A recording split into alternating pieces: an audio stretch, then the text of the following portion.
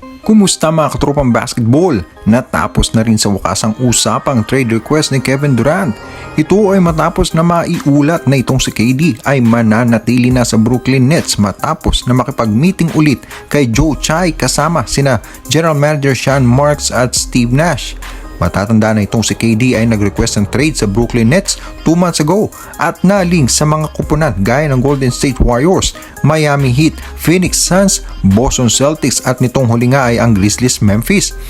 May mga nag-offer pero mukhang sadyang mataas ang hinihinging kapalit ng Nets kapalit ni KD. Umabot pa nga sa mga punto na pinamili ni KD si Joe Tsai sa pagitan nila ni General Manager at ng head coach ng Nets. Ang trade saga na ito nga ni KD ay inahahalin tulad ni Adrian Wojnarowski sa trade request ni Kobe Bryant way back 2007 na kung saan ay nag-request din ng trade itong si Kobe pero kalaunan ay nanatili din sa LA Lakers. Bagaman sila ay may pagkakatulad na senaryo pero magaya rin kaya ni KD na dalhin ang Nets sa kampiyonato this season kagaya ng nagawa ni Kobe noong 2007? I-comment nyo lang ang masasabi nyo mga katropa. Samantala, Damian Lillard at Kyrie Irving ay walang duda na mga superstar caliber. Subalit, isang NBA analyst ang hindi pabor na ang dalawa ay nasa kategoryang superstar. Sa isang interview ng isang NBA analyst na si Taylor Rooks kay Jason Tatum ay nabanggit nga ng una na para sa kanya si Kyrie Irving ay isang superstar caliber. Nang matanong ito ni Tatum kung ito nga ay superstar para sa kanya. Ngunit nang matanong naman siya patungkol kay Damian Lillard ay sinabi niya nga na ito daw ay may potensyal pa lang na maging superstar at papunta pa nga lang daw siya dito.